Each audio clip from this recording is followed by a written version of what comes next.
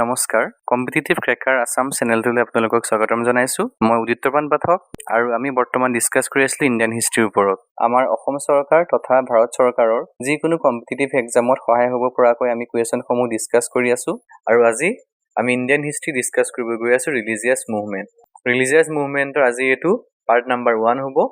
আৰু আমি ইয়াৰ পাৰ্ট অনুযায়ী ডিছকাছ কৰি যাম সম্ভৱতঃ আমি ইয়াৰ 3টামান পাৰ্ট কৰিম আজি আমি তাৰ পাৰ্ট নাম্বাৰ 1 টো ডিছকাছ কৰিব গৈ আছোঁ আৰু আজিৰ প্ৰথমটো প্ৰশ্ন হৈছে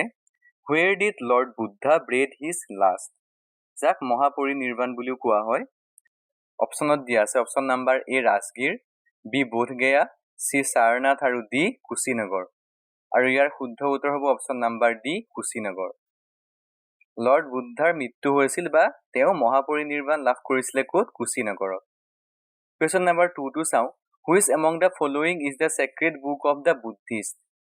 বুদ্ধিষ্টসকলৰ কোনখন ইয়াৰ ভিতৰত এখন sacred book বা পবিত্ৰ কিতাপ অপচনত দিয়া আছে option number A Upanishad B Vedas C Tripitaka আৰু ডি আগমছ আৰু ইয়াৰ শুদ্ধ উত্তৰ হ'ব option number C Tripitaka question number 3 টো চাওঁ বুদ্ধা মিন্স বুদ্ধৰ অৰ্থ কি বুদ্ধ এই শব্দটোৰ অৰ্থটো কি হয় অপচনত দিয়া আছে option number A the enlighten one বিত দিয়া আছে দ্য ৰিলিজিয়াছ প্ৰিচাৰ চিত দিয়া আছে দ্য জিনিয়াছ আৰু ডিত দিয়া আছে দ্য পাৱাৰফুল আৰু ইয়াৰ শুদ্ধ উত্তৰ হ'ব option number A the enlightened one মানে অসমীয়াত দিব্য জ্ঞান প্ৰাপ্ত বুলি কোৱা হয় অসমীয়াত কি বুলি কোৱা হয় দিব্য জ্ঞান প্ৰাপ্ত কুৱেশ্যন নাম্বাৰ 4 দিয়া আছে name the clan Buddha belong to অপচনত চাওঁ কি কি দিয়া আছে অপচন নাম্বাৰ 8 দিয়া আছে জ্ঞানত্ৰিকা বিত দিয়া আছে মৌৰ্য চিত দিয়া আছে চাক্য আৰু ডিত দিয়া আছে কুৰু আৰু ইয়াৰ শুদ্ধ উত্তৰ হ'ব option number C Shakya question number 5 দিয়া আছে in which state was the Nalanda university located in India Nalanda বিশ্ববিদ্যালয় ভাৰতৰ ক'ত অৱস্থিত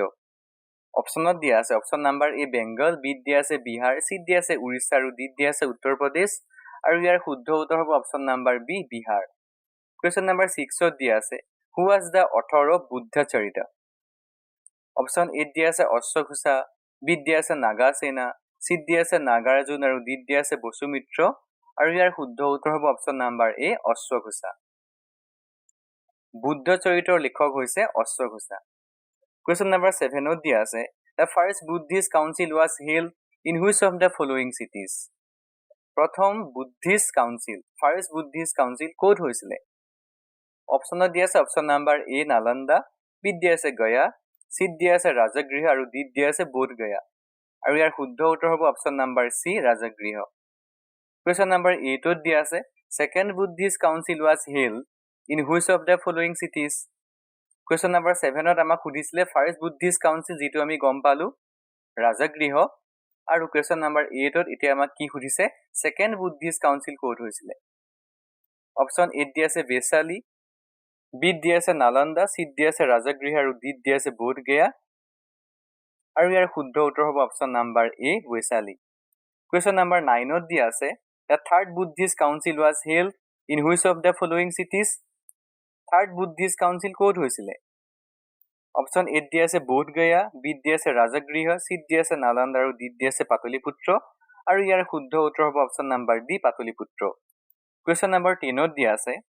first Buddhist council was held during the reign of which king option 8 দিয়া আছে অজাতশত্ৰু বিত দিয়া আছে অশোকা চিত দিয়া আছে কনিষ্ক আৰু ডিত দিয়া আছে মহাপদ্মনন্দা আৰু ইয়াৰ শুদ্ধ উত্তৰ হ'ব অপচন নাম্বাৰ এ অজাতশত্ৰু কুৱেশ্যন নাম্বাৰ 11 দিয়া আছে second Buddhist council was held during the reign of which king second Buddhist council কোনজন ৰজাৰ বা কোনজন কিঙৰ শাসনকালত হৈছিলে during the reign of which king option 8 দিয়া আছে কালাচুকা বিত দিয়া আছে অশোকা চিত দিয়া আছে অজাতশত্ৰু আৰু ডিত দিয়া আছে কনিষ্ক আৰু ইয়াৰ শুদ্ধ উত্তৰ হ'ব অপচন নাম্বাৰ এ কালাচুকা কুৱেশ্যন নাম্বাৰ 12 দিয়া আছে the second Buddhist council was held during the reign of which king option 8 দিয়া আছে কালাচুক বিত দিয়া আছে অশোক চিত দিয়া আছে কনিষ্ক আৰু ডিত দিয়া আছে অজাতশত্ৰু আৰু ইয়াৰ শুদ্ধ উত্তৰ হ'ব অপচন নাম্বাৰ এ কালাচুক ইয়াত কুৱেশ্যন নাম্বাৰ 11 আৰু কুৱেশ্যন নাম্বাৰ 12 টো একে ইয়াত কুৱেশ্যনটো ৰিপিট হ'ল Question number 13 দিয়া আছে the third Buddhist council was held during the reign of which king? Option A দিয়া আছে অশোকা, B দিয়া আছে কনিষ্ক, C দিয়া আছে অজাতশত্ৰু, D দিয়া আছে কালাচুক আৰু ইয়াৰ শুদ্ধ উত্তৰ হ'ব option number A Ashok. Question number 14 দিয়া আছে the fourth Buddhist council was held during the reign of which king? Option A দিয়া আছে বিম্বিসাৰ, B দিয়া আছে অশোক, C দিয়া আছে চন্দ্ৰগুপ্ত মৌৰ্য আৰু D দিয়া আছে কনিষ্ক আৰু ইয়াৰ শুদ্ধ উত্তৰ হ'ব অপশ্যন নাম্বাৰ D কনিষ্ক। আৰু question number 15 আৰু আজিৰ অন্তিমটো প্ৰশ্ন where was the fourth Buddhist council held? Fourth Buddhist council ক'ত হৈছিলে? Option A দিয়া আছে বৎস, B দিয়া আছে পাটলিপুত্ৰ, C দিয়া আছে কাশ্মীৰ আৰু D দিয়া আছে বেচালি আৰু ইয়াৰ শুদ্ধ উত্তৰ হ'ব অপশ্যন নাম্বাৰ C কাশ্মীৰ। আজি আমি ৰিলিজিয়াছ মুভমেণ্টৰ পৰা আহিব পৰা অতিকৈ গুৰুত্বপূৰ্ণ 15টা প্ৰশ্ন ডিছকাছ কৰিলোঁ। যদি আজিৰ এই ভিডিঅ'টো ভাল পালে আৰু অলপ হ'লেও যদি উপকৃত হৈছে তেন্তে মোৰ চেনেলটো ছাবস্ক্ৰাইব কৰিব, লগতে লাইক কৰিবলৈ নাপাহৰিব।